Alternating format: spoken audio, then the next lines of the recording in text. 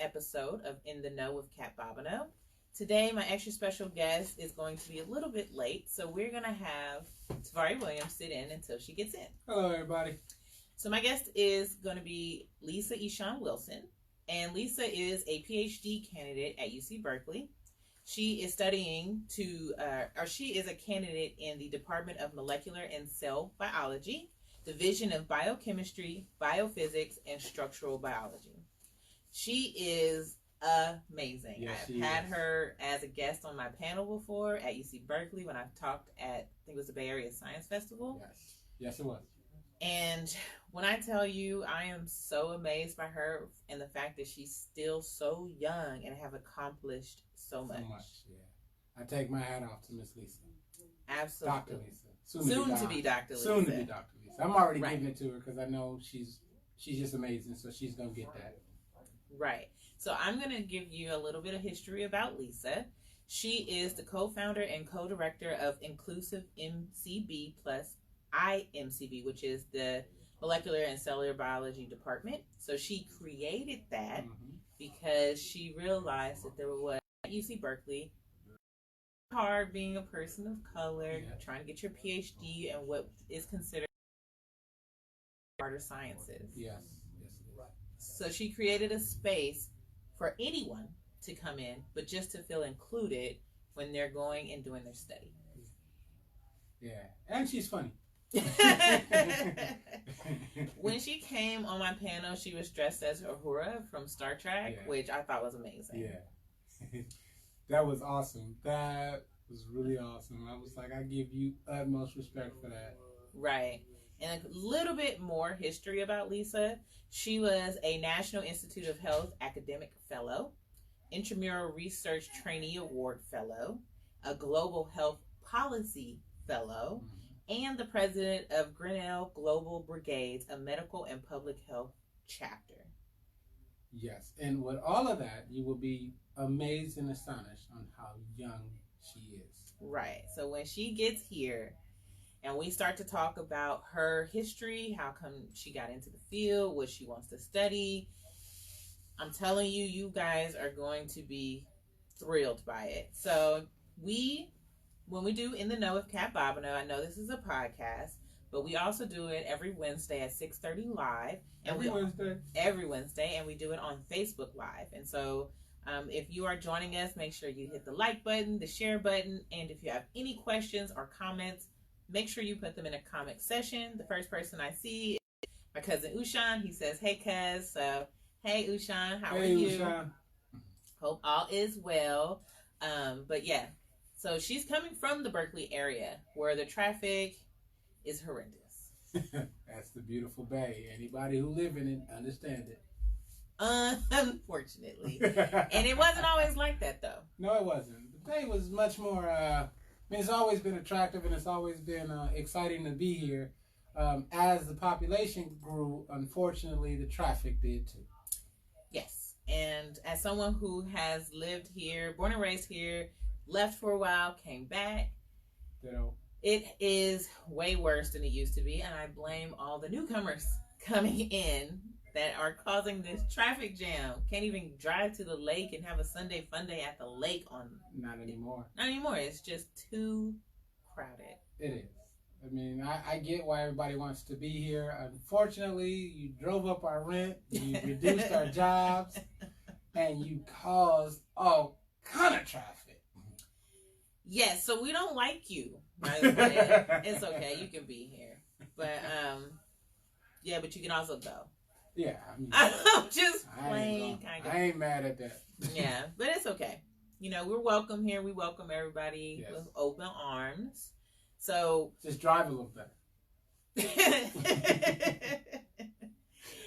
I know there is a certain car that you just absolutely dislike on the road. It is those Prius and the Teslas. Yeah, those Prius drive uber slow. I feel like in the fast lane all the time. I wouldn't mind it if those who had Priuses, and I understand that it takes a minute to get up to speed, but wait till the speed is reached before you get in the 2 lanes that are considered to be fast lanes. Stay over in the slow lane until you get there. And then when you know you come into a stop, get over, because it's going to take you a minute to get back up to speed. Yes, that is unfortunately a very true statement. I'm not trying to be mean to the Prius owners out there. Me neither. I'm just saying. We just don't like your cars in our way when we're trying to get somewhere in the fast lane. Yeah, like, don't be a good Samaritan for me. Let me get my own ticket. All right, so let's get back to praising Lisa. So, couple more things that I'm gonna read off about her to you. She's in the lab of Dr.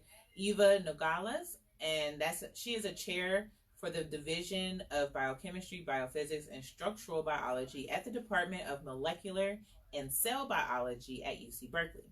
She's also a Howard Hughes Medical Institute investigator.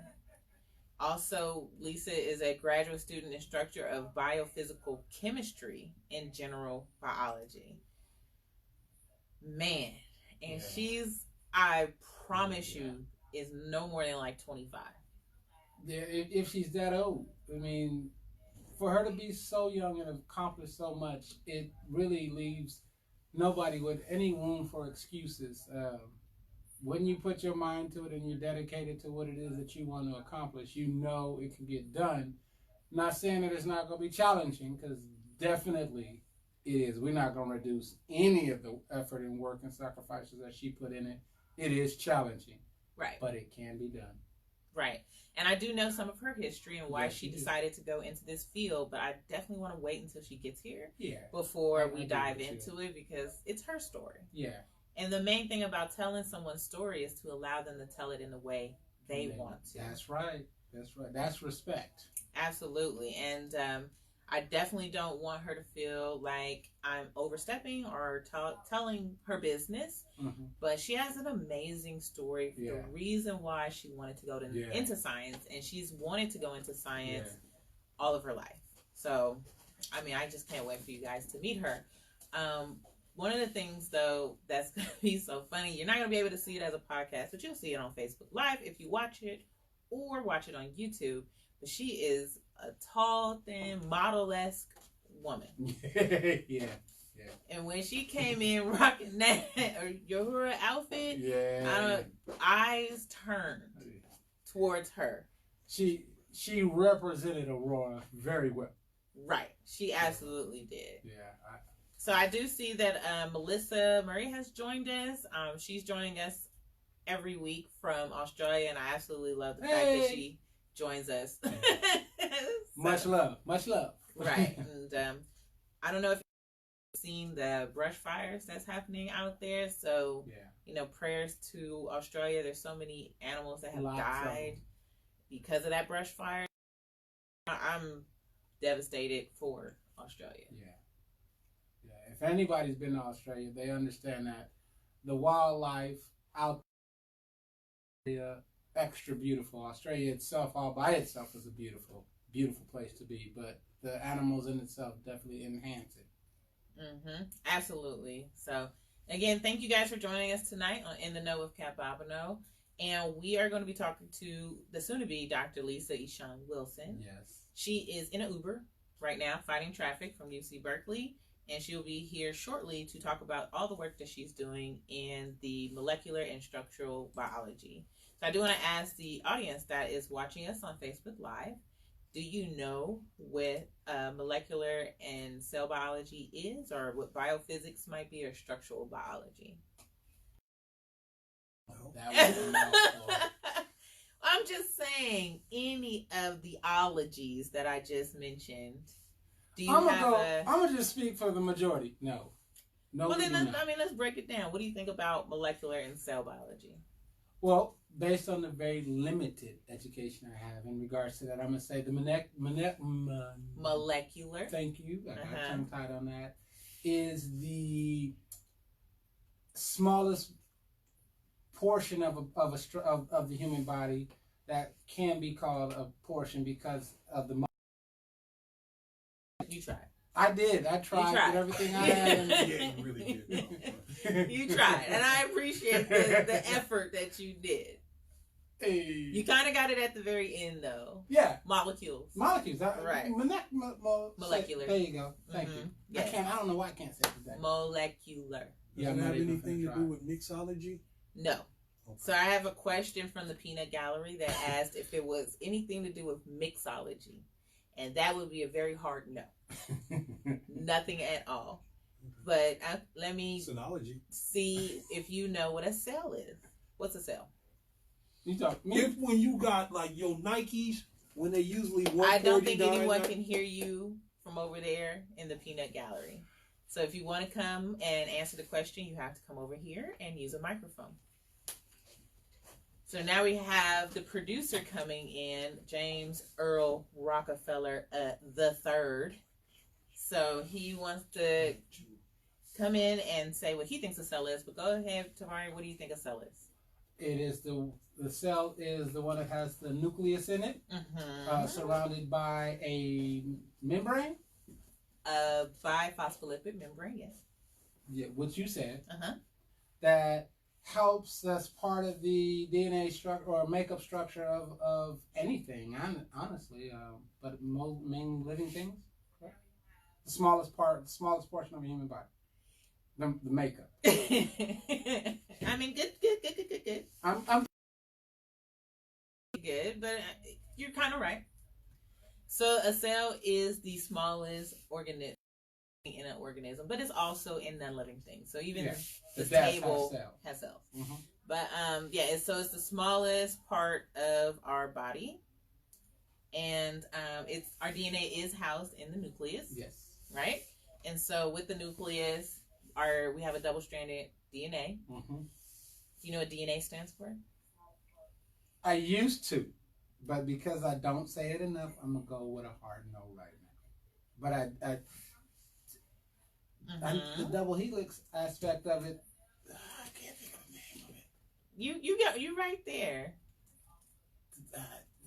Yeah. You got it. I ain't got it. I can't get past it. I can't get past the double helix. So I'm sorry, I misspoke earlier. Cells aren't in dead things, but cell is the base and building block of living things. Yes. It's the smallest part of a living thing. Yes. Sorry, I misspoke earlier. But yes, it holds what? DNA, deoxyribonucleic acid. That's what it stands for. I would have never. And that is our genetic makeup. Yeah. So every cell holds the genetic makeup that says you're going to be tall or you're going to be short, you're going to have melanin, you're going to have less melanin, hair. I got a lot of melanin. So that's what a cell houses in its DNA, or in the nucleus, I should say. Yeah. So when somebody is studying molecules in cell biology, they're studying the makeup of a cell, the makeup of a molecule, and how we can invert things, change things, and hopefully have the cell perhaps grow in a different way. Yes. Right? Without changing too much of it. Exactly. Right. So, and that brings us to structural biology, which changing the structure, which most people who study it is really trying to figure out a way how to combat diseases. Correct. As to say, if I could stop breaking all my teeth, I would love that restructuring. Oh, okay. So that's what we're going to talk about. I wasn't going to bring that up. But, I mean, if you want to expound on that, you're more than welcome. I am one of those people who, when overly stressed, I clench my teeth to a point that I actually crack my molars and break teeth. So, unfortunately, it's very painful, and to have them repaired or restructured, it hurts tremendously. So, if I could get somebody to change a quirk in me at the DNA level or cell level, I would sign up for that. I feel like that's a long way out. So perhaps maybe changing our stress level. It's the first way to go, and I'm working on that. However, in the meantime, I don't think the rest of my body can handle that. That's what's up. So I do want to say thank you to everybody who has joined us via Facebook Live. So we have Robin who joined us, Nicole and Victor. So thank you for joining us on Facebook Live. And if you have any questions, feel free to put them into the comment section. Also, make sure that you like and share the video so that others may be able to enjoy our conversation on molecular and cellular biology. So we were on structure. So structural biology, how do you feel about that? I mean, I am definitely a person that believes that the way we are created, that should be where it's at. But I do understand and respect the removing of diseases or anything that could be that way, or quirks that are unwanted because they can be damaging. I definitely am all for that, within reason and caution. I don't think we should never play creator of any sort, but if something is if we can help prolong life, I'm all for that. Right. So I want to say thank you again to Judith and Jamil for joining us. So, hey Jamil, how are you? I see you said hey. But we're gonna keep on going. So I'm gonna read to you what Google says structural biology is, because I know it, but I don't know how to express it very well. I know what DNA is. Oh, I'm sorry. Before we go into structural biology, our producer says he knows what DNA is. And would you like to join us and tell us what DNA is? Right? It's a club in San Francisco. I think it's on Harrison. You may exit the podcast now. Thank you. You may exit. We're done. That's not it? No. Is it deoxyribonic nucleic acid? You almost. Try that again. See, let me see. It's I think it's deoxyribonucleic. Did you just In school. You lying. You just heard me say it. Okay. But I'm actually pretty smart. Really? Yeah. So I what's graduated RNA? to 5th grade. Wow. So those who are listening to the podcast, he said he graduated 5th grade, but with 3 fingers up. So I feel like it's time for you to leave the podcast. Mike wasn't on anyway. Hooray, I'm for the other team. Yeah, all right. Anywho, structural biology is the branch of molecular biology, biochemistry, and biophysics concerned with the molecular structure of biological macromolecules, especially proteins, which are made up of amino acids, or RNA or DNA, which is made up of nucleotides, membranes, which are made up of lipids. And what's RNA? So how they acquire the structures that they have. So DNA is the double helix version. RNA is the one strand. Oh, just version. of the double helix. Right. So one of the things that our body does when we are making a new protein is that you have the DNA, which is split. They unravel it, so to speak. It's kind of like, think of a zipper. Yeah. So they unzip it, and then there are a portion of it that they want to reproduce. They zip it. I'm trying to imagine a zipper being unzipped, and then 2 different zippers being made out of that first one. Gotcha. So then a piece of that one that was made, that was needed to code for a protein, is taken off. That original re-zips back up. That floats out of the nucleus into what is called the Golgi apparatus. And then there, with ribosomes, they match the pairs up and create RNA. And that RNA codes for a protein. So then it goes to, actually, I'm sorry, not the Golgi apparatus. I think it goes to the ER, the endoplasmic reticulum. I don't know. I'm confused. It's either one of the two. But that's where it's all flipped around, and then a protein is made. You lost me, but it sounded good. It was the cells. I was just talking about cells. So Ushan said I need to talk up. Ushan, can you not hear me as well, or was that here because okay? So just let me know which one. Okay. So, She said she can hear me. Okay, I know. mm-mm. Turn my mic off. So, yeah, what a structural biology is. But let me know if you can't hear me or if you have a hard time hearing anyone No, that's here, so we can make sure that we adjust. No, you're good. Anyway, that's what structural biology is, and that's a part of one of the things that Lisa does, at least one aspect of it. So she will be joining us shortly. If you have any questions again, and maybe I didn't explain it right, which is fine. You know, this isn't my field. My degrees are in biology, straight biology, so I'm not always up on the news, not new, because all that stuff is old, but scientific terms. I haven't taken these classes in eons, so that might be one of the reasons why.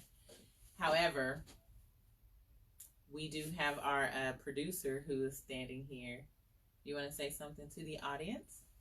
Tell us why we shouldn't be scared of bees. Oh my gosh, I feel like that's your favorite subject matter. But It is. It really is. you know what's very funny is that we have, at my job, we have some really big carpenter bees that are living in our building. And we have a lot of our coworkers who are like afraid of them as if they're going to do something, but they're really not. Well, welcome. Come on in. Have a seat. Hi, Lisa. How are you? Hi. Oh my goodness. I'm so sorry running late. It's okay. It's okay. I understand. It's like that in Berkeley. Or here in the Bay Area anyway. So the traffic is terrible. It's okay. We started without you. Just say hi to everyone. Hi. Oh my gosh. I'm Lisa. So I was reading off your LinkedIn. Oh. And all the things that you have accomplished thus far. So we were talking about you being a PhD candidate at UC Berkeley in molecular and cell biology and some of the research that you're doing. So if you can explain the research a little bit better, because I'm sure you can explain it better than I can. So what are you working on? Yes, so I'm really interested in mini molecular machines and molecular machinery within the cell. And so the machine that I focus on is the microtubule. So it is super important for cell shape and structural integrity within the cell, and helps us do things like divide, allows our cells to divide and grow and maintain their shape in diverse environments. And so what I've been focusing on is how to make our microtubules stronger. And these cytoskeletal polymers have been heavily characterized. So when I essentially had to finish. Okay. So some big shoes to fill, but had wonderful mentorship and could show for my first project that acetylation, a chemical modification, was super important for making microtubules stronger, and is a potential marker or biomarker of metastatic breast cancer, so really aggressive breast cancer. Because they take advantage of this chemical modification to enhance their load-bearing capacity. So that means they can form tumors and stack more easily, migrate more effectively, because they're essentially making the bones of the cell stronger. Right. You can think of microtubules as the bones of the cell. That's really amazing. That's a lot. So can you tell us what got you into this? How did you get interested in cellular biology? Yes. So when I was really young, I actually really wanted to be a comedian, and then I wanted, and then I wanted to be a dancer, and then my youngest brother was born, and he's actually born with a really rare form of bladder exstrophy, and so time in the hospital first few years, and it was really tough for us as a family. And I remember thinking or feeling frustrated by how limited our understanding was of the mechanisms of why this happened to him. It's a rare genetic mutation. Right. That's all they could tell us. Right. And I from then on wanted to contribute to the genetic and molecular understanding of how our cells work, so that we could have a wider understanding of how diseases take place and how these detrimental mutations can have an effect on people. Yeah. That's amazing. You know, one of the things I like to always say when I'm doing the show and talking to people about their story is that you don't know why they started or what their other passions are. Yeah. You know, I knew about your story before. I didn't want to tell them. I wanted you to say it. Yeah. However, I did not know you wanted to be a comedian. Yes, I had a little piano and I would have shows for the neighbor kids, and I had like little sounds and like cushions for all the sound effects. It was so crazy. I really wanted to be a comedian for a long time because I loved making people laugh and keeping people happy. So yeah, I was like, oh, I gotta be a comedian. It's not too late though. You know, you can do that on the side. You know, still be a comedian / dancer / PhD molecular biologist. You know, yeah, it's your life. You live it how you want to. You're right, and I'm graduating this December. What? Congratulations! Thank Within 1 month. Yes, so I'm writing my thesis, and it's a little crazy because I'm graduating earlier than the sort of the average for my department, and then I'll be one of the first African American women to graduate from this division, and then in biochemistry, and then the first to graduate from a structural biology lab. So I'm gonna see you on Time and No! all these magazines because we like celebrating that, right? So don't forget me when they like blow you up on all these magazines for being the first African American to do this. Oh my gosh, I went to a conference actually in this field in Hong Kong this past summer, and there were like 400 applicants, and the organizers came up to me and they're like, oh, thank you so much for coming, and we're so happy that we selected you for a talk and you can give a talk. And then they were like, you're actually the only African American to apply. And I was like, wow, how many applicants did you get? This field is really huge now. Right. And they're like, oh yeah, in the thousands. What? I was like, what? So was the application worldwide? Is that part of it? Okay. So applicants and you were the only African American. It's crazy. That is insane. It's insane. And this is why part of the reasons why I do this. Because we need people to see you. Yeah. We need our youth to see what you're doing and to hear your story. Yes. So that we don't have to keep saying in 2020 the first African American to do something in science. Like, it's great, but I'm also tired of hearing the first one is doing it. Why haven't we been doing this? I know we have actually. We're just not hearing about it. So. And a big issue that I've been seeing in my program is that we have about 4 African American students, sort of on average, that are present within the 5-year gap. So 1 or 2 are there at a time. They're per class, exactly.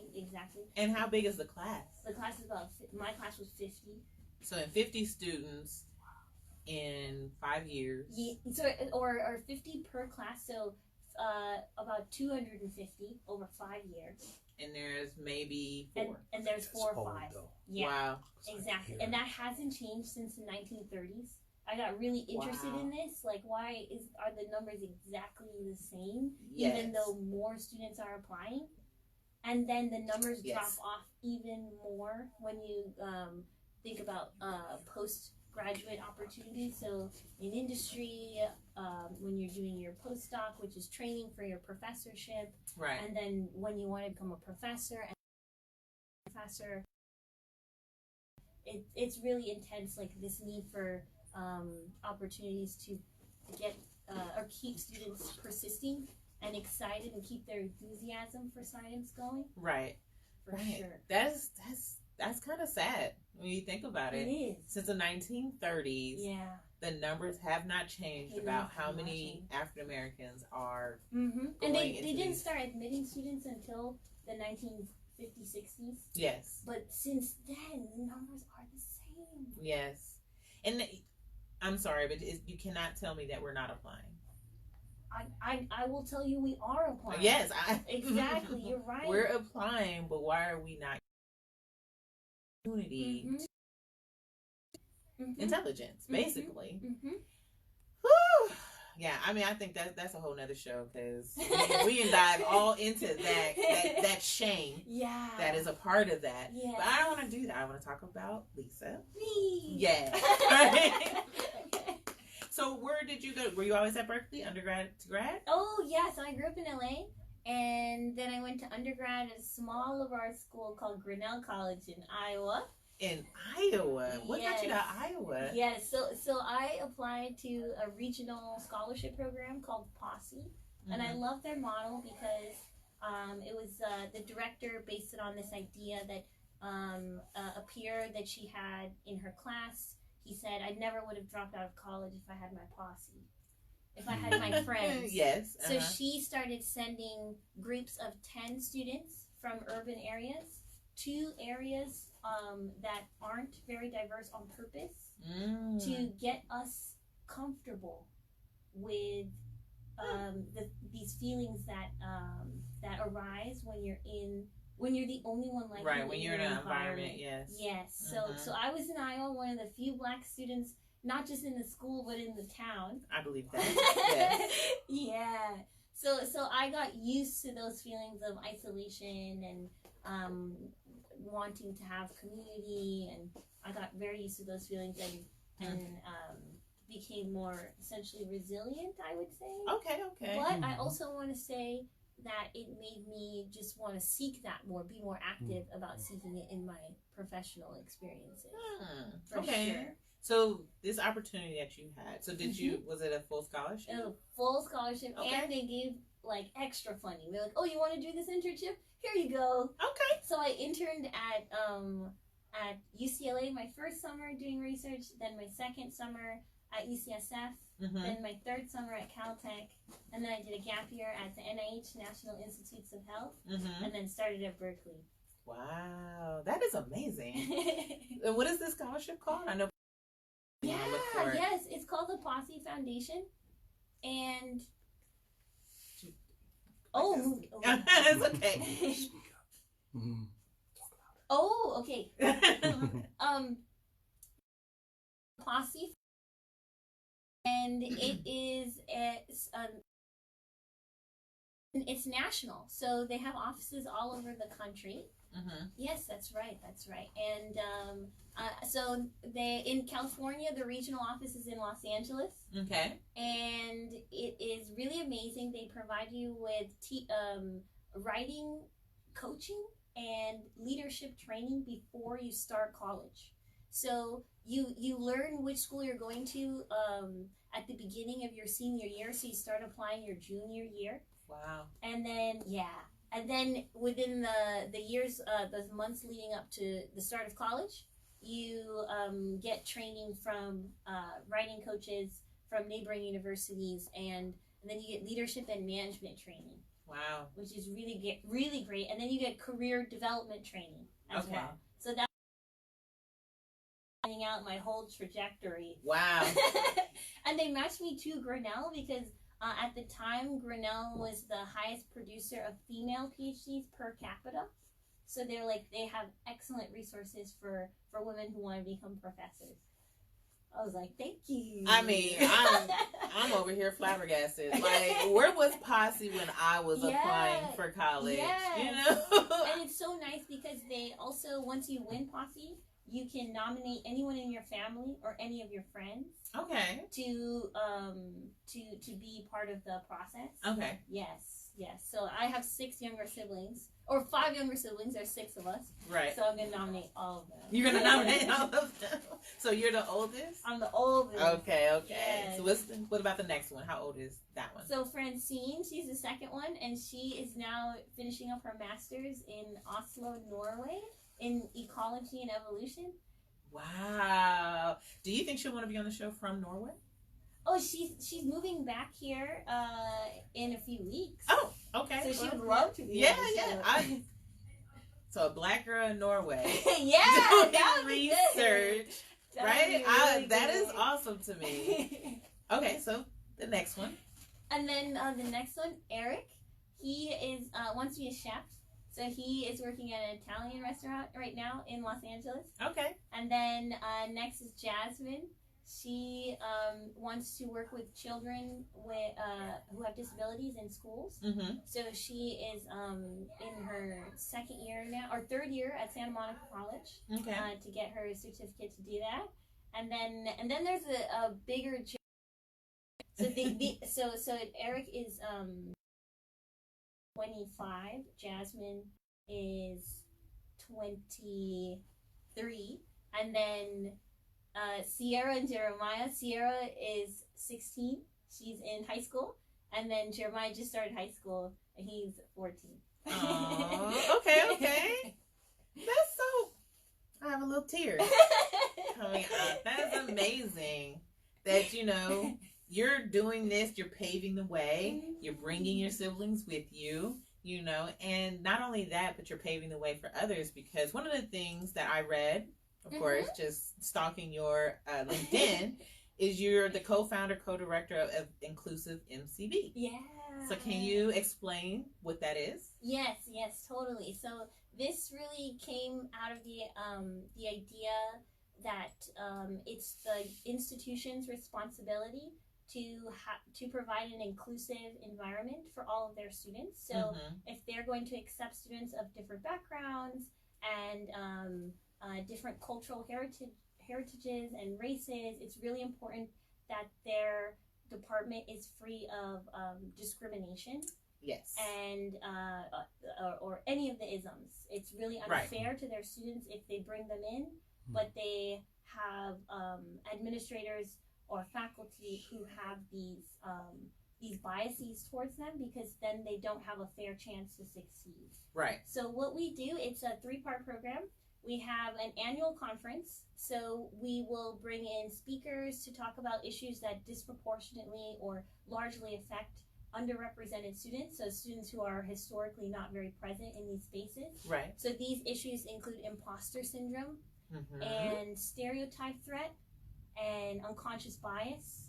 And yes, so we will talk about all of these issues, and we are actually one of the first departments in the country to provide equity and diversity training for faculty. It was open to staff, and we also had a workshop for first-year students, because that was one thing I noticed, is it wasn't just older individuals who had biases. Right. My peers had biases towards me as well. So it's important that we all have training in these important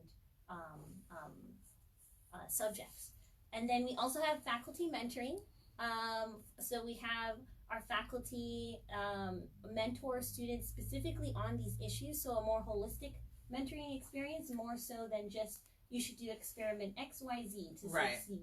It's like you should plan your career this way, and you should if you have these pressures from home or these financial burdens, here are some scholarships and some wellness activities you can do to self-care and take care of yourself and stay motivated and persist in science. And it's another person to advocate for you when things might go wrong, or write you a letter of rec for a future position. And then we also have academic tutoring. So another issue was that students are coming in with all different backgrounds and also in different fields. So I was coming in as a biochemist, but our program is really diverse in terms of its expectations of us. So they also want us to be very well versed in neuroscience and immunology, but I was not as advanced in these other areas. So I was fortunate in that I could go to office hours and connect with peers, but I was coming from a small school where I expected that. Right. I was like, that you're going to help me because right. that's your job. Right.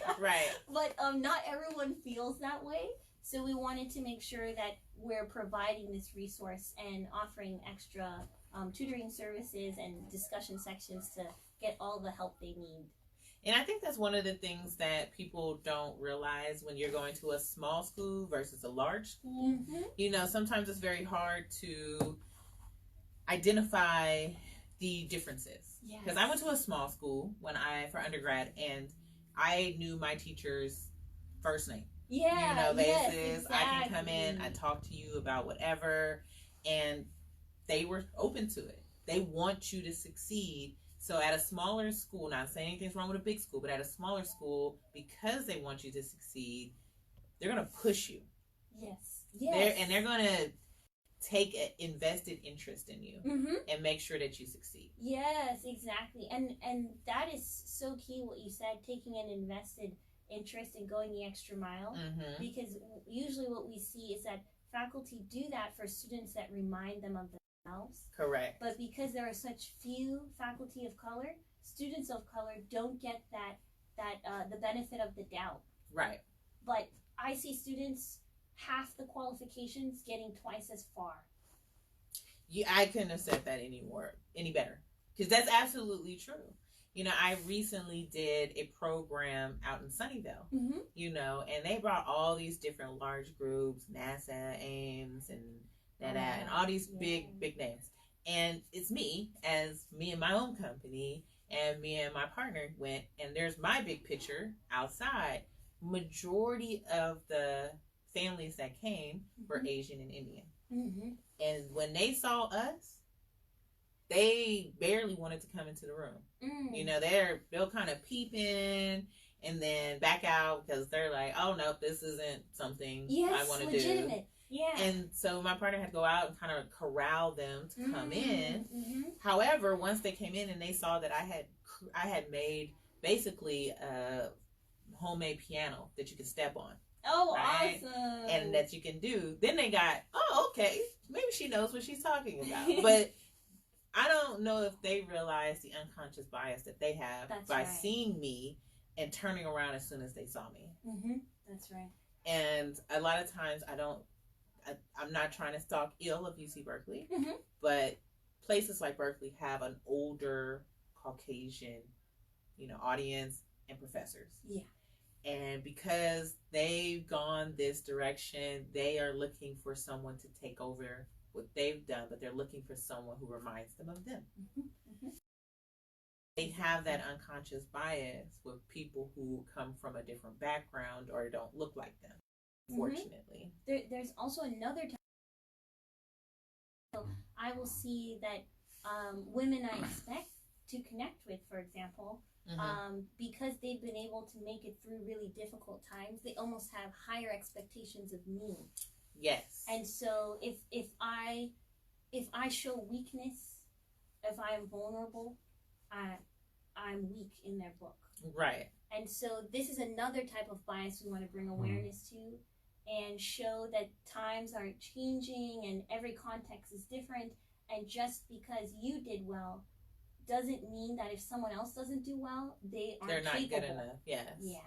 And that's one of the things that that you call survival bias, whereas slightly older generation might call crabs in a bucket syndrome.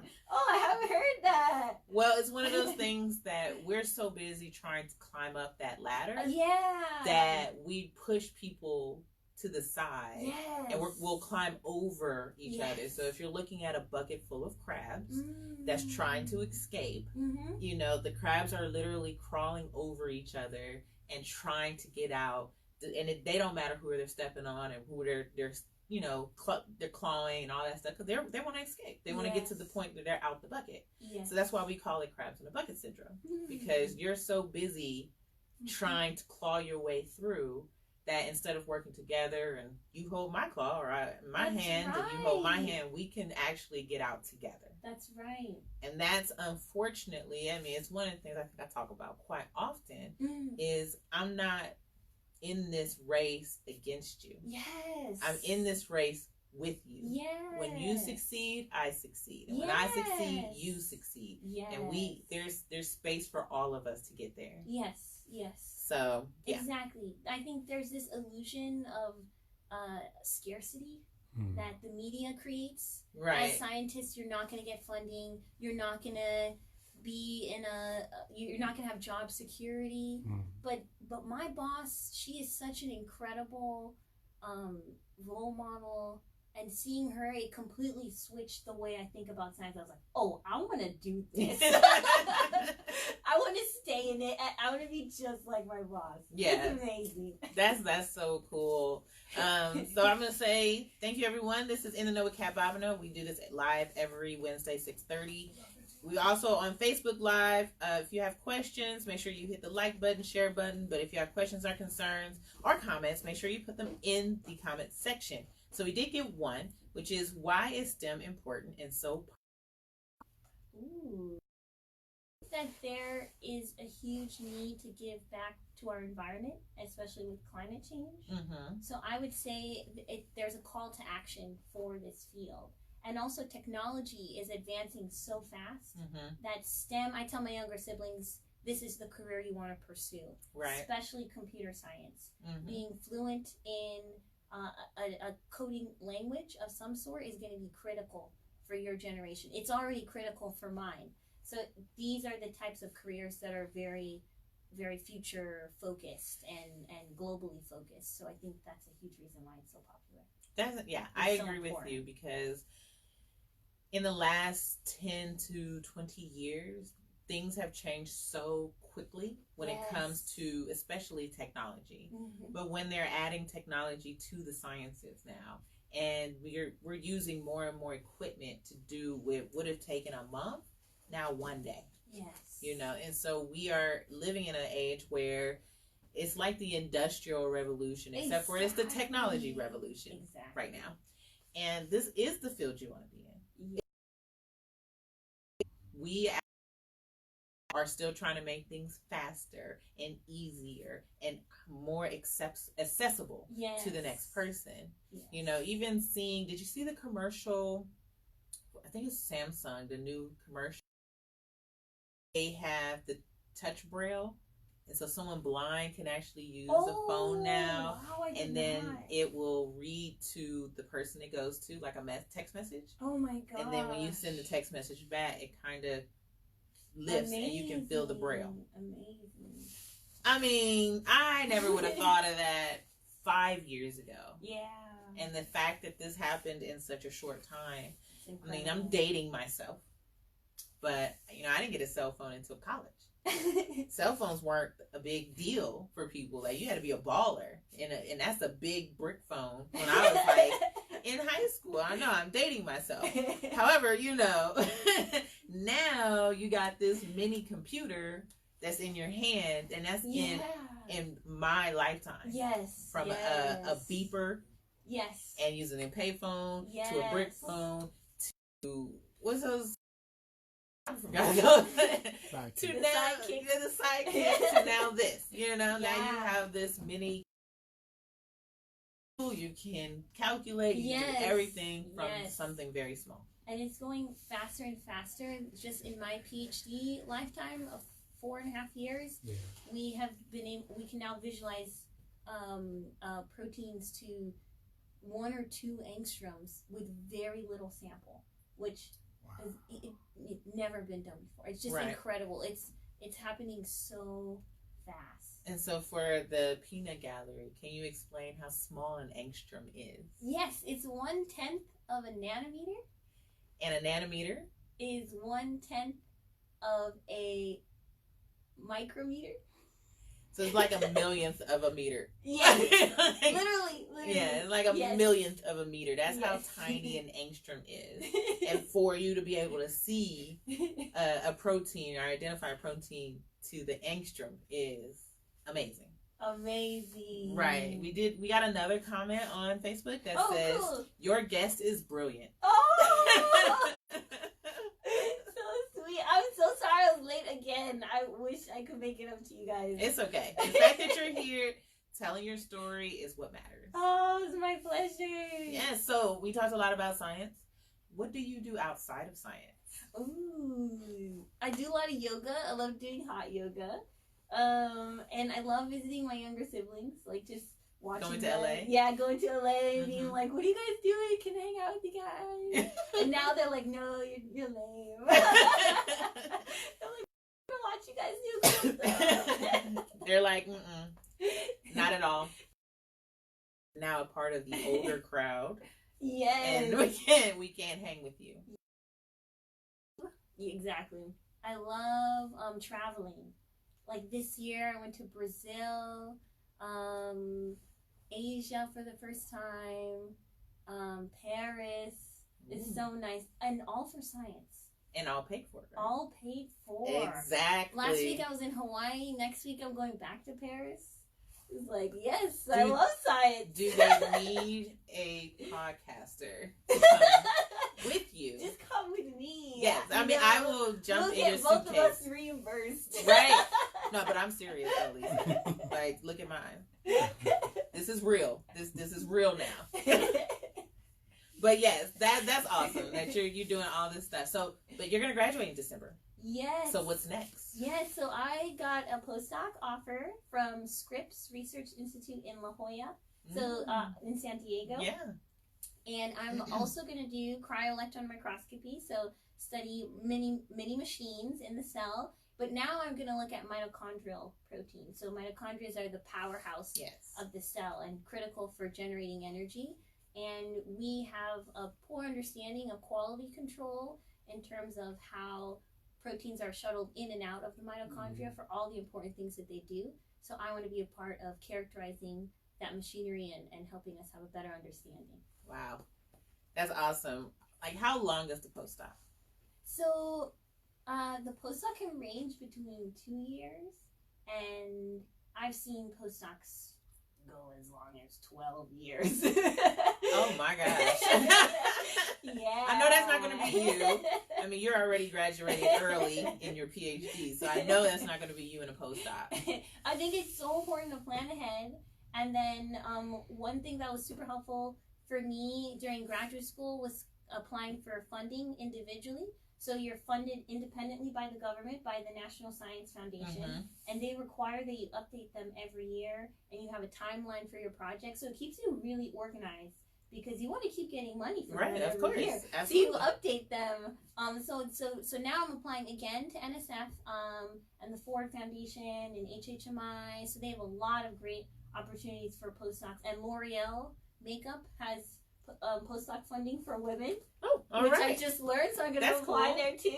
That's awesome. But I think that'll definitely help me stay organized and on track. And then ideally in 2 or 3 years, I can apply for a tenure track position. Okay, so that was going to be my next question. So after the postdoc, what do you want to do? I would love to be a professor. And actually, my best friend and I, Michelle, she's another student at Berkeley. We want to have a joint lab because she also does structural biology of membrane proteins.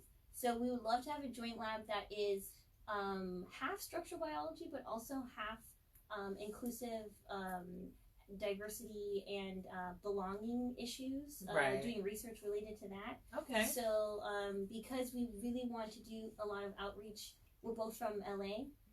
Like I grew up in Crenshaw area, she grew up in Huntington Park. Okay. So we want to reach out to those communities and empower those students to do science for their communities and for their families. Yeah. So does that mean you're going to try and stay on the West Coast? Oh, yes. Okay. West Coast is the best coast. So no Iowa. No more Iowa. Okay.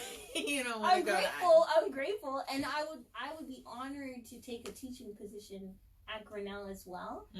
But I think my first choice is to go back to Los Angeles because I really want to give back to my community, and teach students that look like me, and recruit students that look like me, and reinforce that sense of community and community building, or start it really, because it still needs to be.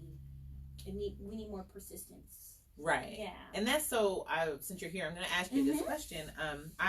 One of the things I've been really having circulate in my mind is rebuilding the village for us, I love that. for diverse people, and bringing it for parents, teachers, and people in STEM. Yes.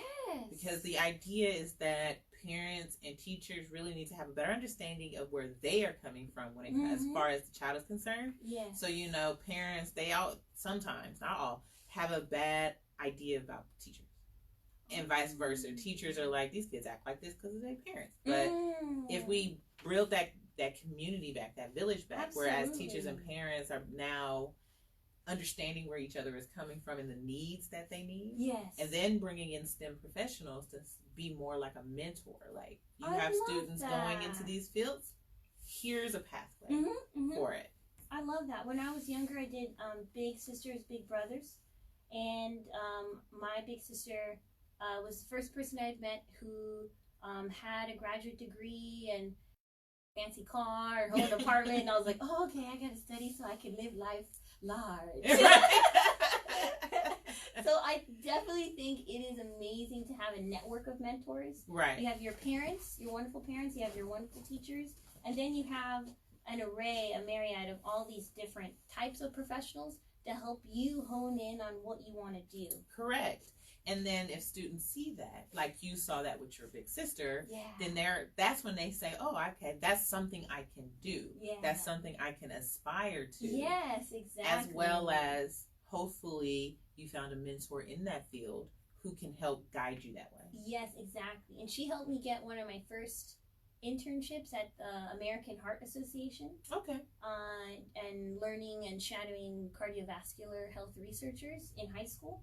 So that was really seminal for me in terms of setting the stage and helping me be competitive for posse. Right. And then for college, and realizing I wanted to do research. So having mentors that can connect you to all these different resources is so key. Exactly. So I would love to set up this larger mentoring network with you. Okay. Oh my goodness. Yeah, that's something that we I've been trying to discuss it with teachers and parents now, Oh, because I want to make sure that I'm offering something that they or that they need. Mm-hmm. And one of the things that I'm hearing a lot of is, especially for parents, some teachers,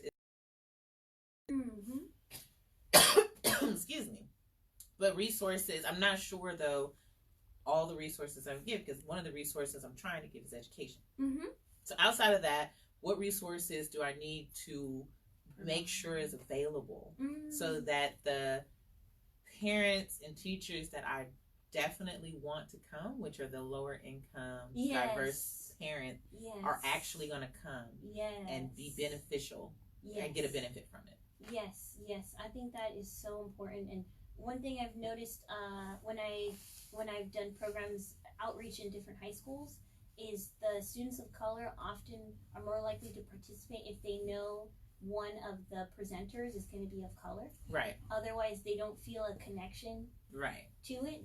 They don't feel like they're going to have a role model, or it perpetuates stereotypes. Right. Because they don't see themselves in these spaces, and it promotes this idea that they don't belong, which is absolutely not true. Not true. And that's the thing with media. Mm-hmm. You know, especially when it comes to our Black and brown kids, when they see in media is us as athletes or as a dancer or comedian, or you know, and then when it comes to women and girls, they're seeing them as half naked, all the makeup. You know, this is what they see them as I don't even want to name any of them, but reality stars. You know what I'm saying?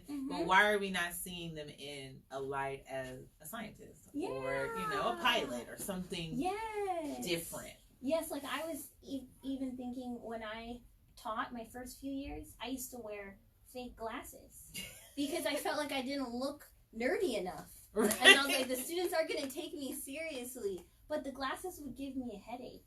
Because it blocked my periphery view, and I'm not used to wearing it. I hated wearing it, but I would deal with that pain so that I looked the part. Right. But as I got older, I was like, this is so ridiculous. Yes. It's unfair. Right. Yeah. That we have to placate to their idea of someone who's in the field. Yes, exactly. You know, and no, I don't wear glasses all the time. No, I don't wear a lab coat all the time. Right, you know what I'm saying? right. Sometimes I'm outside bumping Tupac and you know, getting wildlife and taking samples from a wildlife while I'm bumping music in the background. So it's not this television version of who we are. Yes, and I wish media outlets like People Magazine and these very influential media outlets would feature cover page scientists, women like you doing this incredible work and this multifaceted, talented work, and that being, instead of having celebrities, having real life stars. Right. Yeah.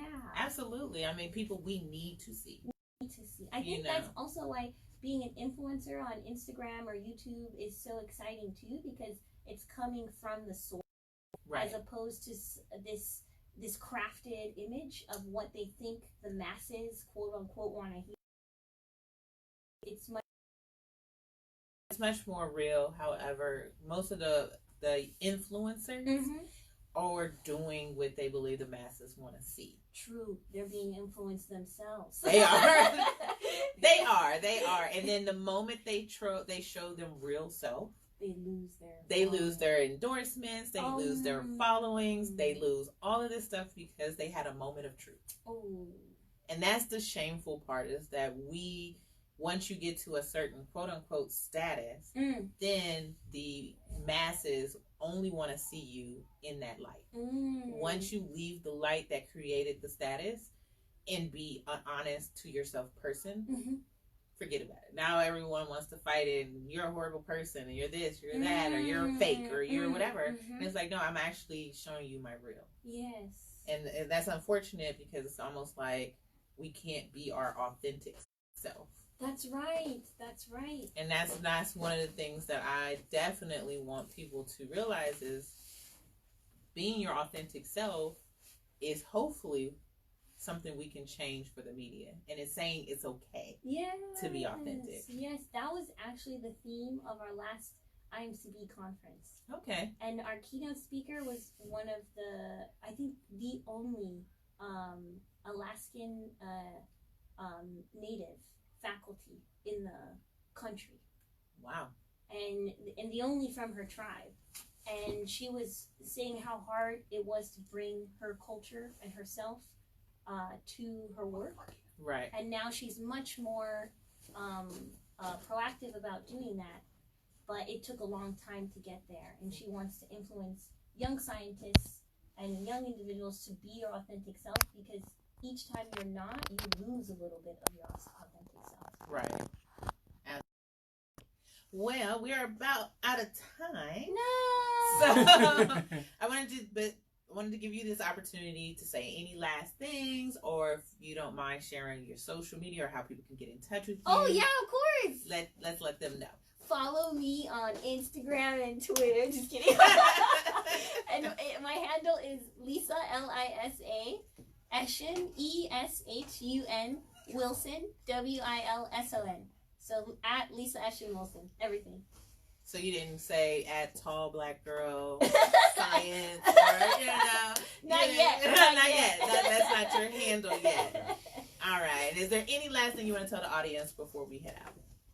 I want to say, be yourself, because you're amazing, and never give up on your dreams, and be fluid in your future aspirations, and let your environment and your growth path speak to you, and evolve. Let your aspirations evolve as you grow and evolve, and be happy. Happiness is key. Yes, it is. So thank you everyone for joining us for In the Know with Kat Bobino for this week with Lisa. And make sure you check it out. Share the video, like the video, see us on YouTube. All the podcasts is on iTunes, Google Play. It's gonna be on Spotify really soon. Wow. Yes. It's on Alexa and it's everywhere. Just type in Kat Bobino, you'll find it. So thank you everyone, and good night. Thank you.